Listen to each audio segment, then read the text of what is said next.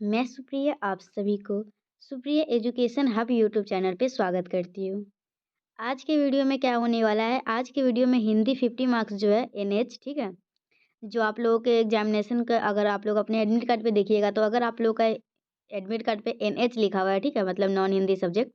तो और या फिर आप लोगों को पता होगा आप लोग हिंदी 50 मार्क्स, इंग्लिश 50 मार्क्स लिए हैं तो आज के वीडियो में हिंदी 50 मार्क्स के जितने भी क्वेश्चन पूछे जाएँगे ना, मतलब जितने भी इम्पोर्टेंट क्वेश्चन हैं, आप लोग बस इतना समझ लीजिए, आज की वीडियो से ही कल मतलब कि जब भी आप लोग का हिंदी 50 मार्क्स का एग्ज़ामिनेशन होगा, आप लोग 100% फोड़ के आओगे, ठीक है? बस आप लोगों को क्या करना है, ये जो वीडियो है ना, इसको पूरा देखना है। ये तो हिंदी है, इसमें तो कुछ समझने वाली बात होती नहीं है। इसमें क्या करना होता है, बस आप लोग को ध्यान से सुनना होता है क्या, जो भी मैं बोलूँगी, ठीक है? और या फिर आप लोग वीडियो अगर नहीं भी देखते हैं, तो आप लोग सीधा मतलब वीडियो चालू करके कान में हेडफ़ोन लगा के सुन सकते हैं और पूरे कहानी को समझ सकते हैं, आखिर क्या-क्या हुआ था और फिर आप लोग उसी के हिसाब से अपने एग्ज़ामिनेशन में लिख लीजिएगा। तो ठीक है, बस इस वीडियो को स्टार्ट करने से पहले इतना बोलना ज़रूरी था, तो मैं बोल दी। तो चलिए करते हैं क्लास को स्टार्ट। सबसे पहला क्वेश्चन क्या है, जनतंत्र का जन्म अथवा मेरे पथ में न विराम रहा अथवा तुम गा दो गान शीर्षक कविता का भावार्थ लिखिए। तो चलिए सबसे पहले हम लोग जनतंत्र का जन्म कविता का भावार्थ देखेंगे, फिर हम लोग आगे देखेंगे। देखिए क्या है, जनता का जनतंत्र के जन्म के साथ क्या संबंध है, इसे दिनकर ने जनतंत्र के जन्म के आधार पर बताइए। तो जनतंत्र का जन्म चलिए हम लोग कविता में जानते हैं क्या होता है। इस कविता में कवि ने जनतंत्र के जन्म उत्सव पर जनता जनार्दन की वंदना की है। जनतंत्र के जन्म उत्सव जिस दिन है ना, उस दिन इसके कवि जो है जनतंत्र के जन्म के कवि कौन है, जनतंत्र के जन्म के कवि है रामधारी सिंह दिनकर। तो रामधारी सिंह दिनकर जी है ना, वो इस कविता में जो जनता जनार्दन की जो के बारे में वंदना की है, ठीक है। जनतंत्र में जनता स्वयं अपना शासन करती है। जनतंत्र कहने का क्या मतलब है, जनतंत्र में जिसका शासन जो है ना, वो कौन करता है, जनता, ठीक है। जनतंत्र में शासन कौन करता है, जनता। उस पर कोई दूसरा बाहरी प्रभाव नहीं होता है। भारत में जनतंत्र के आगमन से उपेक्षित जनता जाग उठी है। कवि कहता है कि सदियों की सुई आग आज भड़क उठी है। आज मिट्टी ने सोने का ताज पहन लिया है। समय तीव्र गति से बदल रहा है। आज सिंहासन खाली करना होगा। यह वही अबोध जनता है जो माटी की मूर्तों के समान थी, जिसने अपने जीवन में अनेक कष्ट सहे थे, पर कभी अपनी आह और कराह को व्यक्त नहीं किया। जिसने जाड़े पालों में अपनी कसक को सहा है, जिसके अंग प्रत्यंग को सांपों ने चूस लिया है, यह वही जनता है जिसका नाम लेकर नामधारी बड़े लोग कहा करते हैं कि जनता ने बहुत कष्ट झेला है। हर बात पर जनमत की दुहाई देते हैं। ऐसा कहने वाले को जनता के अस्तित्व का कुछ भी पता नहीं होता है। मानो उनके लिए जनता फूल के समान है, जब चाहा उसे दोनों में सजा लिया, अथवा जनता के लोगों ने दूधमही बच्ची समझ रखा है और उसे जंतर मंतर के चार खिलौने से बहला लेना आसान है।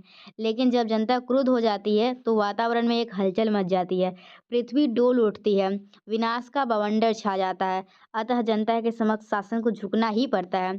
उसकी शक्ति सर्वोपरि है, उसके लिए सिंहासन खाली करना ही होगा। जनता में अपूर्व शक्ति है, उसकी हुंकार से महलों की नींव तक उखड़ जाती है। उसकी सांसों से इतनी शक्ति है कि शासकों के ताज हवा में उड़ने लगते हैं। अंधकार की छाती को फाड़ते हुए जनता का स्वप्न जागृत हुआ है। संसार का सबसे महान जनतंत्र कायम हुआ है। इस जनतंत्र को दुनिया की कोई शक्ति दबा नहीं सकती है। अब 33 करोड़ जनता के लिए सिंहासन खाली करना होगा। अब इस जनतंत्र में राजा का नहीं, प्रजा का अभिषेक होगा। अब 33 करोड़ जनता के लिए सिर पर मुकुट धरना होगा।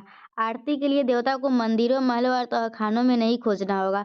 अब तुम्हें देवता सड़कों पर मिट्टी तोड़ते हुए, खेतों और खलिहानों में काम करते हुए मिलेंगे। तुम्हें उनका अभिनंदन करना पड़ेगा। इस जनतंत्र में राजदंड, हल और फावड़े हैं। समय की मांग को सुनो, जनता की राह को रोको नहीं, उसका सिंहासन खाली कर दो। उसका अधिकार मिलना ही चाहिए। इस कविता में कविवर दिनकर ने अपनी सशक्त भाषा शैली में जनतंत्र के महत्व और जनता के अधिकारों की उद्घोषणा की है। जनता के मनोबल की अपार शक्तियों का परिचय कराया है। तो जनतंत्र का कविता आप लोग देख लिए। इसमें क्या है, जनता के बारे में बताया गया है कि जो भी मतलब कि नेता लोग होते हैं ना, वो जनता के नाम लेके अपना काम निकालवाते रहते हैं। तो ऐसा नहीं होगा, ऐसा नहीं चलेगा। अब हम लोग का जनतंत्र है, मतलब कि जनता का शासन है, तो जितने भी शासन है ना, जनता के जितने भी लोग हैं, सभी के माथे पे मुकुटधारी होगा। मतलब यही से जो कहानी था वो मैं आप लोग को बता चुकी हूँ और आप लोग सुन लिए। चलिए अथवा क्या है, मेरे पथ में ना विराम रहा। तो चलिए अब हम लोग कौन सा पढ़ेंगे, मेरे पथ में ना विराम रहा के पढ़ लेते हैं, ठीक है। मेरे पथ में ना विराम रहा कि सबसे पहले राइटर कौन है। देखिए आप लोगों को जितने भी कविता है ना, सभी का राइटर पता होना चाहिए, क्योंकि कोई भी अगर आप लोगों को पूछा जाता है कुछ भी, तो आप लोगों को सबसे पहले पहला लाइन में लिख दीजिएगा इसके लेखक कौन है, ठीक है। चलिए, मेरे पथ में ना विराम रहा कविता का सारांश लिखना है। तो मेरे पथ में न विराम रहा, आचार्य जानकी वल्लभ शास्त्री की एक श्रेष्ठ रचना है, ठीक है। चलिए हम लोग क्या देख रहे थे, मेरे पथ में न विराम रहा किसके मतलब कि इनके लेखक कौन है, मेरे पथ में न विराम रहा के लेखक है जानकी वल्लभ शास्त्री। तो इसका कविता का सारांश लिखना था। तो मेरे पथ में न विराम रहा आचार्य जानकी वल्लभ शास्त्री की एक श्रेष्ठ रचना है। इसके शीर्षक से ही ऐसा आभासित होता है कि सतत जागरूकता एवं गतिशीलता ही जीवन का मूल मंत्र है। अपने जीवन की मंजिल की ओर बढ़ने वाले या अपने लक्ष्य की प्राप्ति के लिए निकले राही को सदा ही आगे बढ़ते रहना चाहिए। अगर वह रास्ते में रुक गया, थक गया तो अपनी मंजिल तक नहीं जा सकता। गतिशीलता की जीवंत ऊष्मा से ही हम अपने ललाम लक्ष्य की प्राप्ति कर सकते हैं। इसके लिए पथ की कठिनाइयों से जूझना पड़ता है। शास्त्री जी ने अन्यंत्र भी लिखा है, जूझो भी क्यों भागे जाते जीवन से, तन से ना शांति मिलती है मन। कवि का कथन है कि मेरे पथ में कभी भी स्थिरता नहीं आई, न तो ठहराव हुआ और विराम हुआ। आठों पहर कुछ और आगे बढ़ने की लालसा उसके मन को उद्वेलित करती रही। उसे हर समय कुछ दूर बढ़ चलने की लालसा प्रेरित करती रही है। आगे बढ़ने की प्रेरणा उसके अंतःकरण से तो मिलती ही है, बल्कि पर्वत की चोटी पर बैठी चिड़िया भी उसे आगे बढ़ने की प्रेरणा देती रहती है। सुविस्तृत सागर में उठने वाली लहरें सदैव उसे आगे बढ़ने की प्रेरणा देती है। लौटो मत, आगे बढ़ो बढ़ो कहकर उसे उत्प्रेरित करती रहती है। कवि सदैव अपने लक्ष्य की ओर बढ़ता रहता है। उसके पथ में आंधियाँ आई, अंधेरा छाया रहा, विपरीत स्थितियाँ आती रही, लेकिन कभी भी उसकी हिम्मत पस्त नहीं हुई। उसकी गति अनुकूल प्रतिकूल सभी स्थितियों में एक समान ही रही। वह कभी भी पल भर के लिए पस्त हिम्मत होकर नहीं रुका। उसका काम तो ये वही कहना था कि वह शिखर आ गया, महासिंधु आ गया, जहाँ उससे लक्ष्य की उपलब्धि हो जाएगी। दिनकर ने भी लिखा है कि समय मांगता मूल्य मुक्ति का, देगा कौन मांस की बोटी, पर्वत पर आदर्श मिलेगा खाए चलो घास की रोटी। कवि के जीवन पथ में कभी विराम नहीं रहा। उसकी नजरें नीची नहीं, अपने आसपास नहीं, पर्वत की उन्नत चोटी पर गड़ी रही। पर्वत पर आरोहण करने के क्रम में नीचे गिरना भी एक शान है। जो ऊपर नहीं चढ़ेगा वह गिरेगा क्या। लक्ष्य किनारा पाने के क्रम में लहरों के बीच तिरोहित होकर मर जाना भी एक मर्यादा है, प्रतिष्ठा है। कवि को अपने तिरोहित हो जाने से किसी तरह की चिंता नहीं है, लेकिन उसका अंतर्मन करता है कि आने वाले जग में उसका जाने वाला ही नाम रहेगा। एक दिन जब उसकी मृत्यु हो जाएगी तो आने वाले लोग उसकी गतिशीलता एवं हिम्मत की चर्चा करेंगे। चलिए उसके बाद क्या है, मेरे पथ में ना विराम रहा शीर्षक कविता की समीक्षा कर लेते हैं हम लोग, ठीक है। इस कविता का मुख्य भाव क्या है ये देख लेते हैं। तो मेरे पथ में ना विराम रहा के सबसे पहले तो लेखक कौन है, जानकी वल्लभ भाई शास्त्री, ठीक है। जानकी वल्लभ शास्त्री की एक श्रेष्ठ रचना है। जन्म से मृत्यु तक का कालखंड जीवन कहा जाता है। इस जीवन के क्रम में कई तरह की बाधाएं आती है। कुछ लोग जीवन की कठिनाइयों से भयभीत होकर पराजित हो जाते हैं। तो कुछ अपने लक्ष्य की प्राप्ति के लिए सतत प्रयत्नशील रहते हैं। लक्ष्य की प्राप्ति कभी भी आसानी से नहीं होती है। सफलता के शिखर पर चढ़ने के लिए संकट के बादलों से जूझना पड़ता ही है। आदमी वह होता है जो अनुकूल प्रतिकूल परिस्थितियों में भी अपनी हिम्मत कायम रखता है, सदैव आशावादी बना रहता है। सतत जागरूकता और गतिशीलता ही जीवन की सफलता का मूल मंत्र है। शास्त्री जी ने अपने कविता जीना भी एक कला है में लिखा है, अजी शिखर पर जो चढ़ता है तो कुछ संकट झेलो, अजी शिखर पर जो चढ़ता है तो कुछ संकट झेलो, चुभने दो चार खार झाड़ भर गुलाब फिर ले लो, तनिक रुको क्यों हो हताश, दुनिया क्या भला भला है, जीना भी एक कला है। तो कवि का जीवन सदैव गतिशील रहा है। उसके पथ में कभी भी ठहराव नहीं आया। कुछ दूर आगे बढ़ जाने के साथ उसके मन को सदैव आंदोलित करती रही। आठों याम आगे बढ़ने की ही तमन्ना उसके मन में रही है। कवि का मन एक उन्मुक्त पंछी की भांति है। वह उन्मुक्त गगन का विहारी है। उसका मन पिंजरबद्ध नहीं है। उसके जीवन का मूल मंत्र है शिव मंगल सी सुमन के शब्दों में, ऐसे थे अरमान की उड़ते नीले नभ की सीमा पाने, लाल किरण सी चोंच खोल चुकते तारक अनार के दाने। कवि में सतत गतिशीलता है। इस गतिशीलता की प्रेरणा उसे पर्वत की चोटी पर बैठी चिड़ियों से मिलती है, जो सदैव चढ़ो चढ़ो की प्रेरणा देती है। सागर की लहरें सदैव उसे बढ़ने की प्रेरणा देती है, लौटने के लिए मना करती है। इन प्रेरणाओं से प्रेरित होकर कवि सदैव जीवन पथ पर आगे बढ़ता रहता है। उसकी हिम्मत कभी भी पस्त नहीं हुई है। उसे ऐसा लगा कि अब शिखर उसके समक्ष है। कवि अपनी मंजिल की प्राप्ति के लिए सतत आगे बढ़ता रहता है। निराशा एवं हताश का भाव उसमें नहीं है। विपरीत परिस्थितियों में भी वह चलता रहा है। मशाल बुझ गई, हाथ से छूट गई तो इससे क्या, वह कभी निराश नहीं होता। पथ के श्रम में उसे निराशा न होती है, लेकिन पर्वत शिखर से चिड़िया एवं सागर की लहरें उसे आगे बढ़ने की प्रेरणा देती रहती है। दिनकर ने लिखा है, वह प्रदीप जो दिख रहा है झिलमिल दूर नहीं है, थक कर बैठ गए क्यों भाई, मंजिल दूर नहीं है। कवि का मानना है कि अगर हमारा लक्ष्य पर्वत की चोटी पर चढ़ना है तो पर्वत से गिरना भी एक शान है।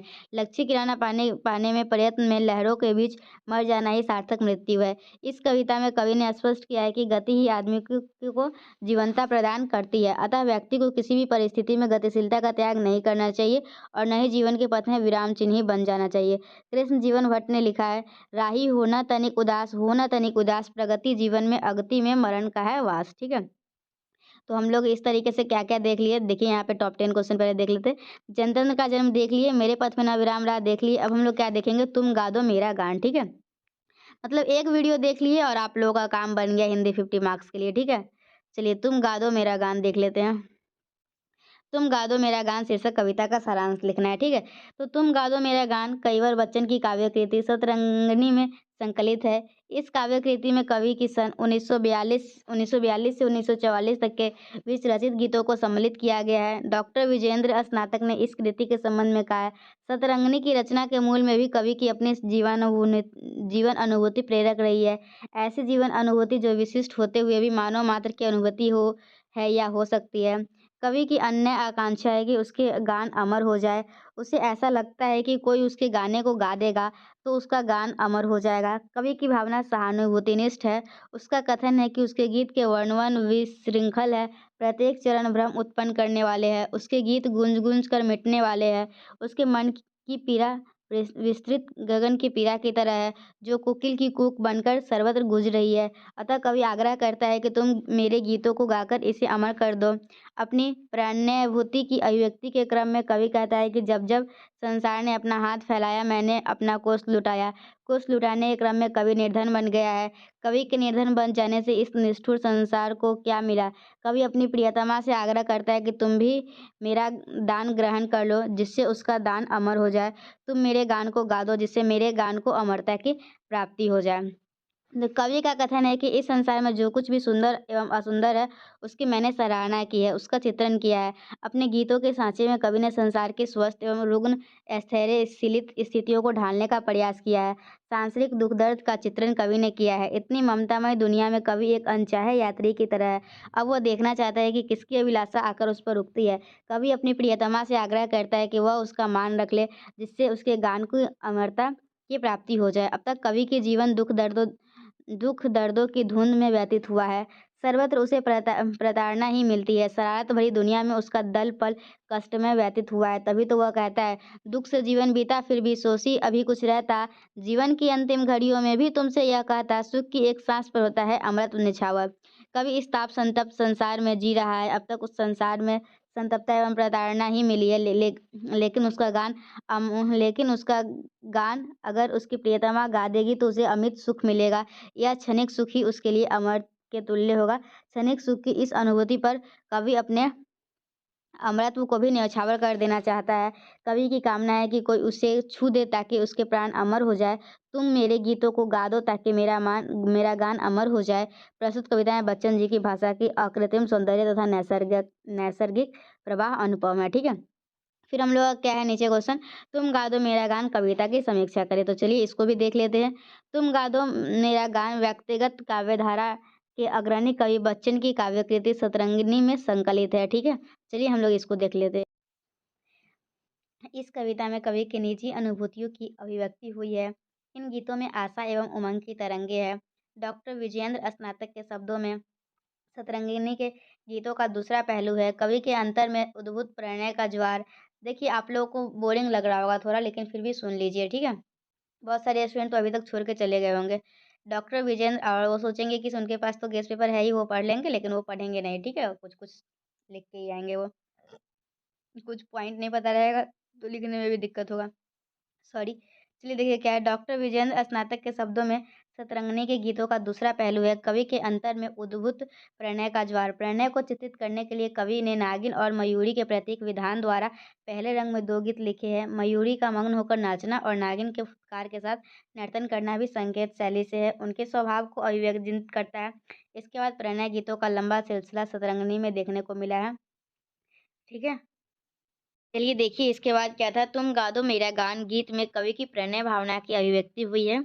इस गीत में जो मादकता है वह अनुपम है। देखिए आप लोगों को थोड़ा-सा बोरिंग लग रहा होगा, लेकिन एक वीडियो आप लोगों को हिंदी 50 मार्क्स की तैयारी को पूरी कर देगा। तो इसको पूरा देखिए, चाहे जितना भी लॉन्ग हो, ठीक है? बच्चन छायावादोत्तर कवि है। इसके मन का आवेग ही इनके गीतों में अभिव्यक्त हुआ है। भावों की तीव्रता, अकृत्रिमता एवं हृदय को छू देने की क्षमता के कारण यह गीत श्रेष्ठ गीत है। गीत भावना जगत की वाणी है। कवि का भावना जगत भी युग निरपेक्ष नहीं होता। पंत जी ने बच्चन के गीतों के लिए कहा है, उनके गीत भावोष्ण अंगुलियों से लोक मन को गुदगुदाने, उसे सुघर विषाद में मुग्ध करने तथा उनके अश्रु सजीर प्राणों का मौन द्रवित करने में सफल हुए हैं। कविवर पंत का यह कथन तुम गा दो मेरा गान गीत पर पूर्णतः चरितार्थ है। कवि का यह गीत अत्यंत ही तल स्पर्शी एवं राग रूपा है। अपनी प्रियतमा से आग्रह करते हुए कवि कहता है कि तुम गा दो मेरा गान, तुम्हारे गाने से मेरा यह गान अमर हो जाएगा। इस गान में जिस भाव की अभिव्यक्ति हुई है, कवि अपनी प्रेमिका से उसका समर्थन चाहता है। कवि के गान का वर्ण वर्ण विशृंखल है। उसकी कविता के सभी चरण भरमाने वाले हैं। मूल्य की दृष्टि से उसके गान में जीवंतता नहीं है, बल्कि घटियापन है। उसके गीत कवि की दृष्टि में श्रेष्ठ नहीं है, बल्कि कोकिल की दर्दीली कूक की तरह है, जिसमें व्यक्तिगत तृष्णा का खंडित स्वरूप है, झांकी है। अगर उसकी प्रेयसी उसके गान को गा देगी तो कवि का गान अमर हो जाएगा। कवि अपने आप को सदैव लौटाता रहता है। जब जब संसार ने उसे किसी चीज की याचना की है, तब तब वो अपने हृदय को कोस लूटता रहता है। एक तरह से वो अपना सब कुछ लुटाकर रंक बन गया है। कवि अपनी परिणीता को सब कुछ दे देना चाहता है। वह अपने दान को अमृत प्राप्त कराने का आकांक्षी है। इसलिए वह चाहता है कि उसकी परिणीता उसका दान ग्रहण करके उसे अमर कर दे। अपने समर्पिता को अपना सर्वस्व दान कर देने की कामना एक जीवन अनुभूति है। कवि की यह जीवन अनुभूति विशिष्ट तो है ही, मानव मात्र की अनुभूति भी है। कवि के निजी व्यक्तित्व ही इस अनुमत से मात्र आंदोलित नहीं होता, बल्कि मानवीय स्तर पर भी सभी पाठकों को ऐसी अनमोल अनुभूति हो सकती है और होती है। बच्चन के काव्य के पाठकों की संख्या विशाल है। एक लोकप्रिय कवि है। उनकी लोकप्रियता का कारण यही है कि उनके जीवन अनुभूति आम पाठकों की अनुभूति है। अनुभूतियों का यह तालमेल ही कवि को श्रेष्ठ बनाता है। संप्रेषणीयता की वृद्धि इन्हीं अनुभूतियों को मिला के कारण होती है। पाठक और कवि यहाँ एक ही स्तर पर अनुभूति एवं एहसास करते हैं। कवि ने इस स्तर पर जो सफलता प्राप्त की है, वैसी सफलता अन्य कवियों को नहीं मिली। कवि को मानव जाति के प्रति आस्था है, उनमें भावुकता के साथ विचारशीलता भी है। इसी विचारशीलता के कारण कवि ने संसार की सुंदरता और क्रूरता दोनों की सराहना की है। उसे तो जीवन से प्यार है। जीवन सुंदर और असुंदर दोनों हो सकता है। यह संसार ममता में है, वही केवल अनचाहा है, उसे कोई प्यार नहीं करता, उसे आशा लगी रहती है कि कौन उसे अपनाता है। कवि की जीवन निष्ठा इस कविता में चरितार्थ होती है। वह सुंदर और असुंदर दोनों को प्यार करता है, अपनाना चाहता है, वह जीवन से प्रेम करता है। कवि ने कहा भी है, यदि यह सुखमय तो दुखमय है, यदि यह सुखमय तो दुखमय है, वह कोना क्या मृदुल कुसुम क्या चुभने वाला कांटा, सबसे अपना श्रृंगार किया है मैंने, तेरी दुनिया से प्यार किया है मैंने। कवि आशावादी है। अब तक उसका जीवन दुखमय व्यतीत हुआ है। जीवन के अंत तक अगर उसे सुख की एक सांस की उपलब्धि हो जाती है, तो वो अपने जीवन को सार्थक समझेगा। अपना अमृतत्व उस पर निछावर कर देगा। जीवन दुख का घना मेल है, उल्लास है, बिजली की चमक। कवि इसी क्षणिक उल्लास को जीवन की सार्थकता मानता है।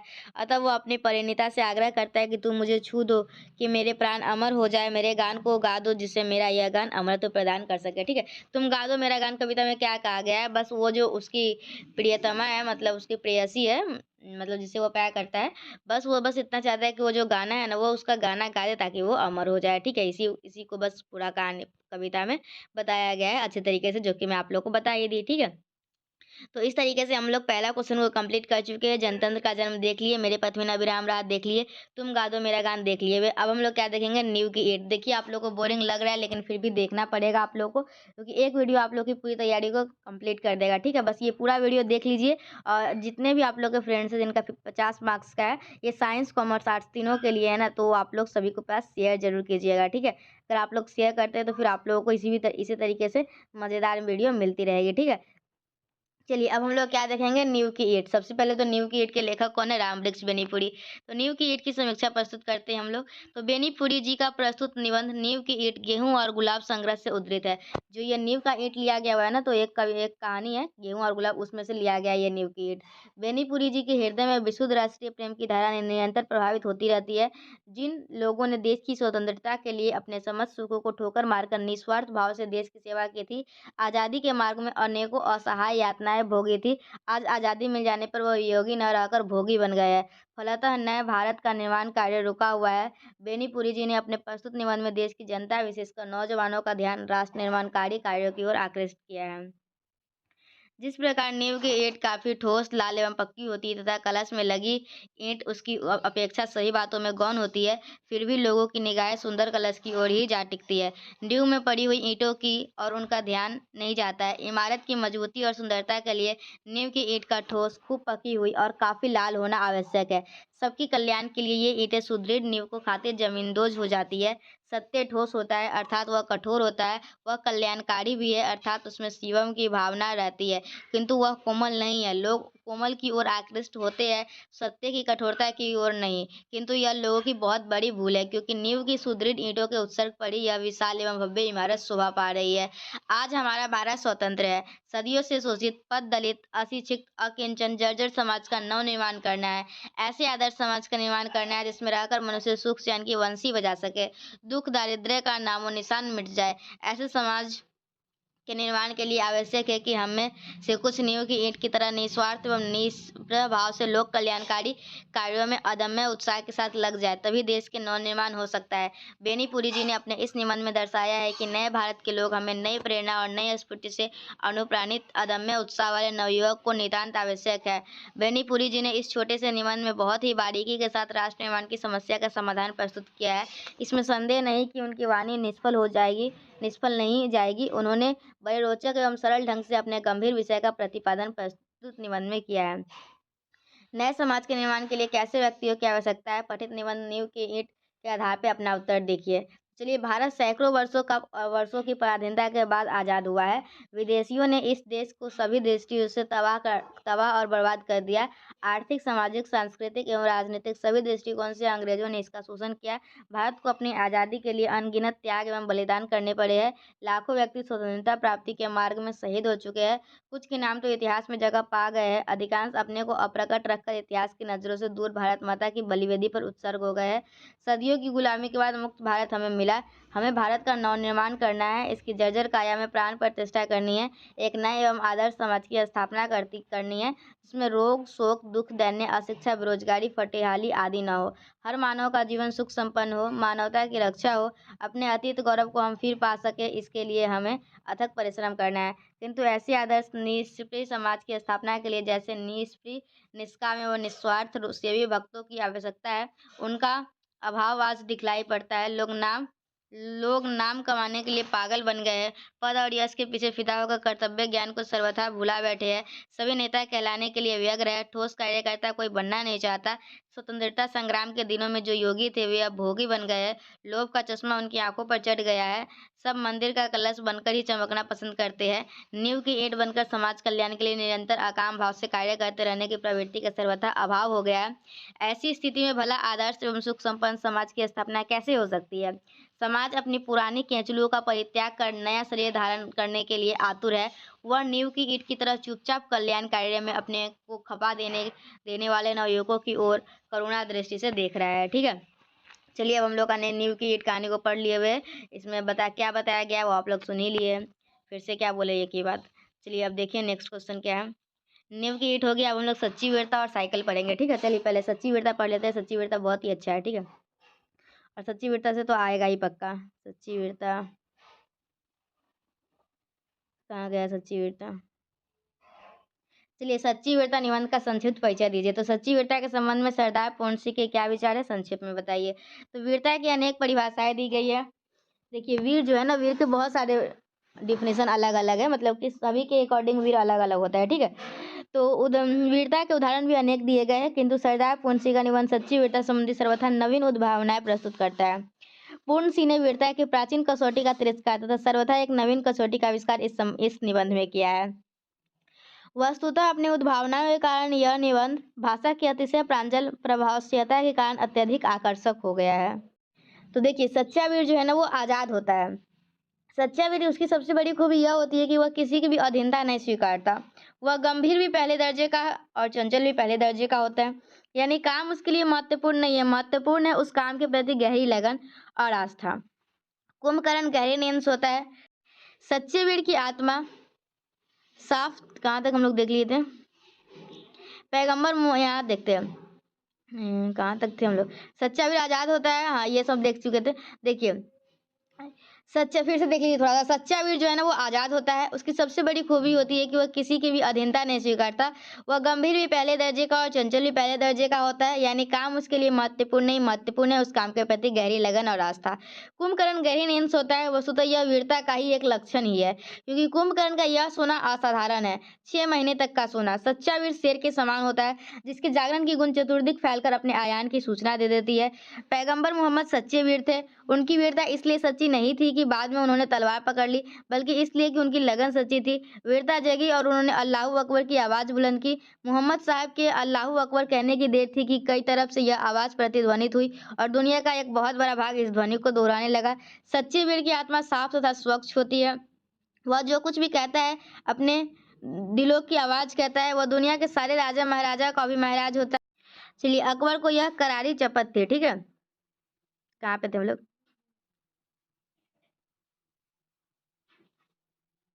अकबर को यह करारी शपथ थी, बस सच्ची वीरता का सबूत तो यही होता है और यह बार-बार नहीं पेश किया जा सकता है। सच्चे वीरों के बनाने के कारखाने नहीं होते, वह तो काल की अनिवार्य उत्पत्ति के रूप में आ जाता है और उसे होने का कोई निश्चित स्थान नहीं होता। पोप का अत्याचार जब यूरोप में पराकाष्ठा में पहुंच गया तो मार्टिन लूथर ने उसका विरोध किया। पोप का विरोध करना आग से खेलना था, पर वीरता जब जोर मारती है तो आग और पानी से खेलने न खेलने का होश हवास उन वीर पुरुष को नहीं रहता है। मार्टिन लूथर की आवाज़ उसकी आत्मा की सच्ची पुकार थी। फलतः उस सच्ची पुकार के सम्मुख पोप का विशाल दल बल चकनाचूर होकर रह गया। महाराज रणजीत सिंह ने अपनी फौज को सच्ची वीरता के उमंग में कह दिया कि अटक के पार जाओ और फौज उतर पड़ी। दिल की इस सच्ची वीरता और डर भरी आवाज के सम्मुख कहते हैं कि भारी उतराई अटक सूख गई और सेना पार हो गई। पूर्ण सी वीरता के कार्य की अपेक्षा आत्मा की वीरता को सच्ची वीरता मानते हैं।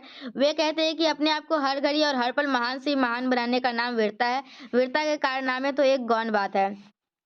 वीरता अनेक रूपों में विकसित होती है, यानी उनके प्रकाशित होने का कोई पूर्व स्थापित रूप नहीं होता है। इस दृष्टिकोण से भारतीय पुराणों में ब्रह्मा के जो प्रत्येक अवतारों की भिन्न रूपों में कल्पना की गई है, वह अत्यंत ही साभिप्रायिक है। वस्तुतः वीरता की विशेषता है मौलिकता और न्यायपन। वह अनुकरण की वस्तु नहीं, उधार लेने की चीज भी नहीं। वीरता कभी तो सख्त रूप में और कभी कोमल रूप में हमारे सम्मुख प्रस्तुत होती है। जापान के निवासी वीरता के कोमल रूप की पूजा करते हैं।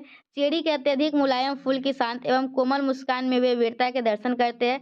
वस्तुतः मुलायमियत की वीरता और भी ऊंची कोटि की वीरता होती है। एक वीरता नाइटिंगेल नामक पक्षी में होती है, त्याग, सेवा और परोपकार से भरी हुई। वीरता और उस निस्वार्थ सेवा का वह पक्षी कोई प्रतिदान नहीं लेता। उसकी नज़रों में गरीब अमीर सब समान है। दूसरे के घाव की गंदगी को मुंह में चूसकर यह पक्षी आराम पहुंचाता है। नाइटिंगेल की यह वीरता प्रेम और सेवा की वीरता है। पूर्ण सिंह कहते हैं कि भारतीय नारी की वीरता भी ऐसी ही है, निस्वार्थ प्रेम और सौहार्द से भरे मन से दूसरों की सेवा करना, स्वयं को भी प्रकाश में आने की अभिलाषा भी प्रकट न करना। सच्चे वीर के दिल की आवाज़ सिर्फ उसके व्यक्तिगत दिल की आवाज़ न रहकर मानव मात्र के दिलों में गूंज जाती है।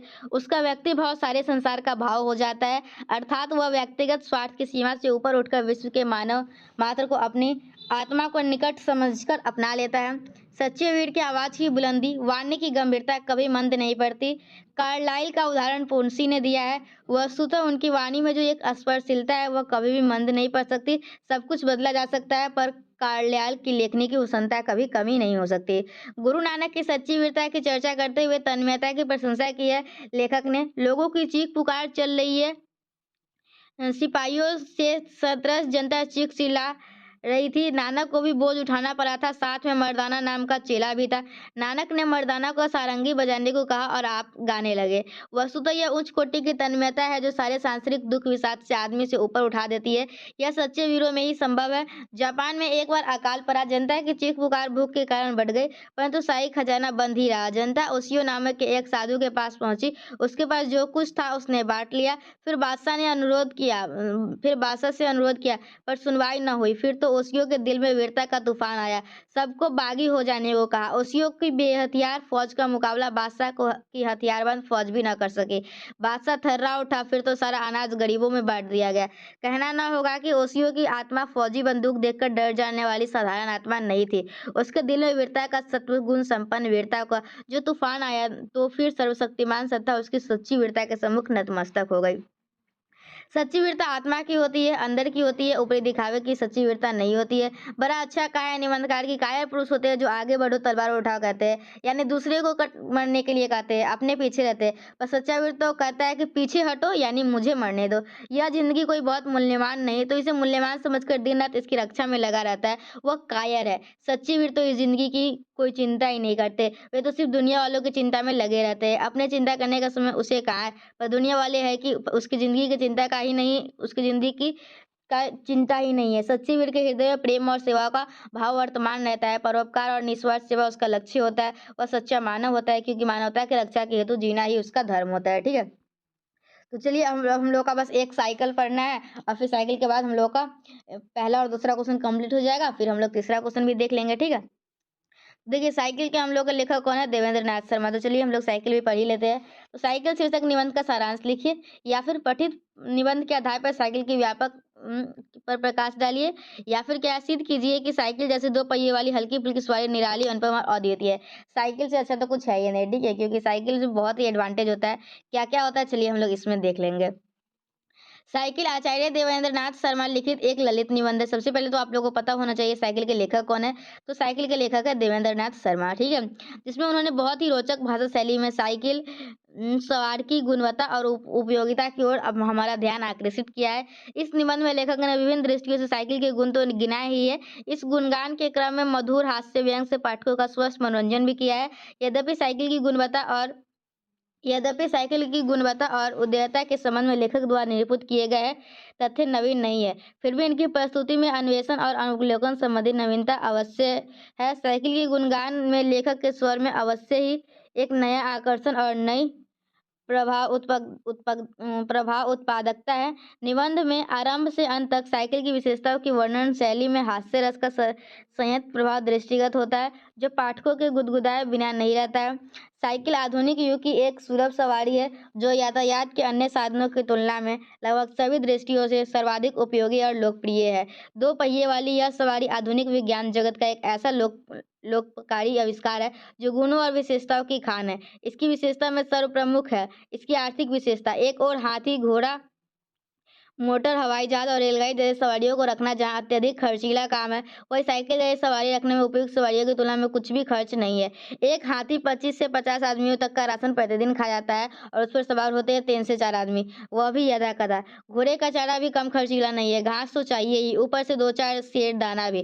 चारा न देने पर हाथी घोड़े मौत के मुंह में जाने को बाध्य हो जाएंगे। मोटर के लिए पेट्रोल का खर्चा उठाना कम कष्टकर बात नहीं है। हवाई जहाज में तो पेट्रोल की अपरिमित खपत होती है, और रेलगाड़ी तो कोयले के भंडार को ही निगल जाने वाली सवारी है। इन सभी वाहनों की तुलना में वह साइकिल ही एक ऐसी सवारी है जिसके लिए चारों के रूप में न पेड़ों की डाल पत्तियां चाहिए, न दर्जन आदमियों के राशन के बराबर चावल, न सैकड़ों गैलन पेट्रोल चाहिए, न टन का टन कोयला। यह साइकिल वाहन के रूप में एक आश्चर्यजनक आविष्कार है।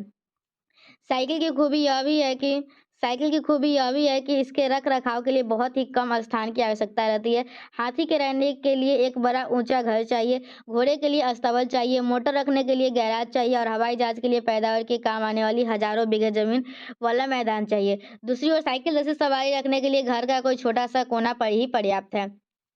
हाथी, घोड़े, मोटर, हवाई जहाज आदि के चलने के से जहाँ शोर-शराबा हो जाता है, वहीं साइकिल के चलने में तनिक भी अशांति पैदा नहीं होती है। इसकी घंटी से जो ध्वनि निकलती है, वह मधुर संगीतमयी होती है। कीमत की दृष्टि से भी साइकिल अत्यंत किफ़ायती है। हाथी और घोड़े खरीदने में हज़ारों और सैकड़ों का वारा-न्यारा हो जाता है। मोटर लाखों में किसी एक की क्रय शक्ति के भीतर आता है, और हवाई जहाज तो इन्हें-गिने व्यक्तियों की ही मयस्सक होता है।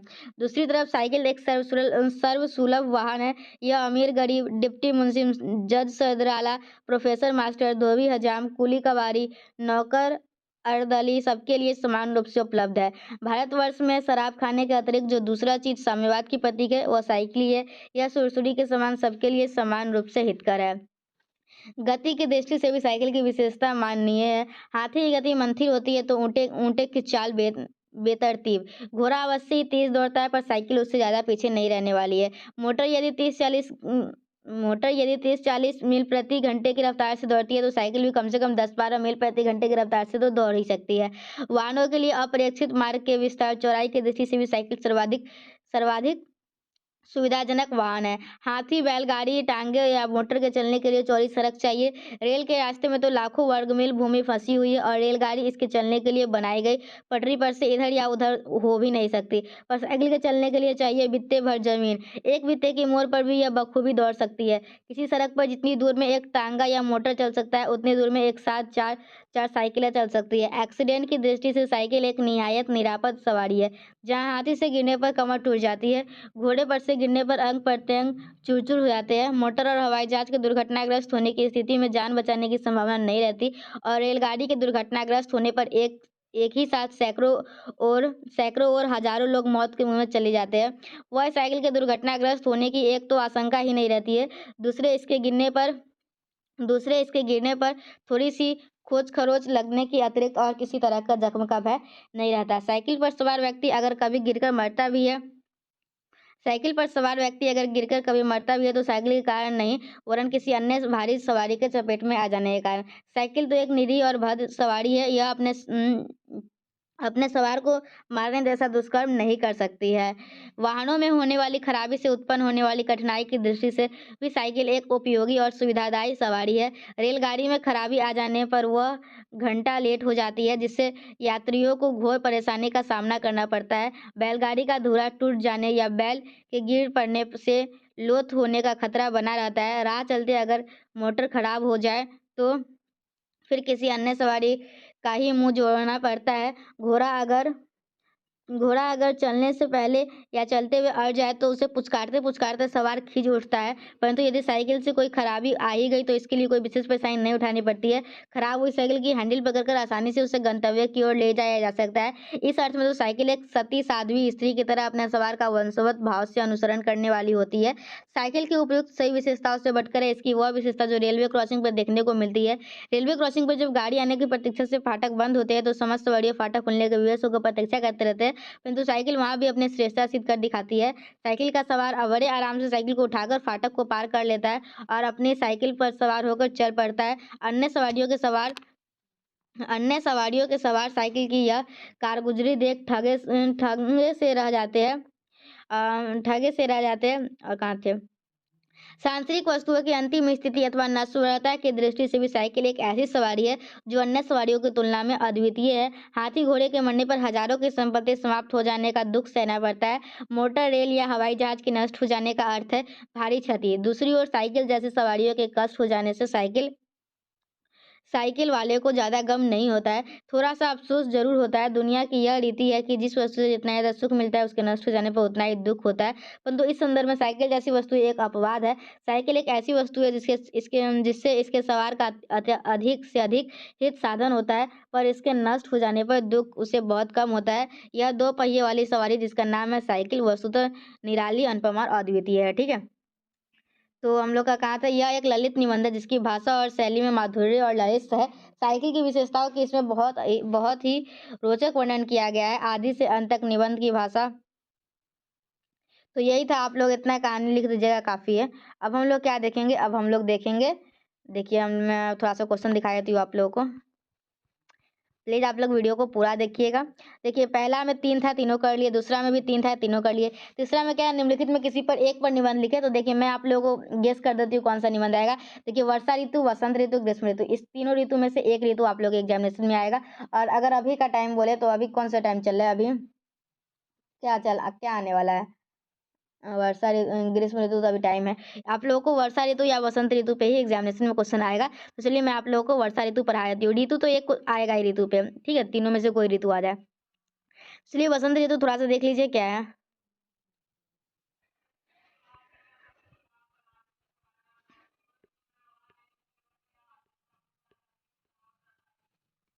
Just wait and watch. चलिए, भारतवर्ष में कुल 6 ऋतुएँ होती है, वर्षा, शरद, हेमंत, शिशिर, वसंत और ग्रीष्म।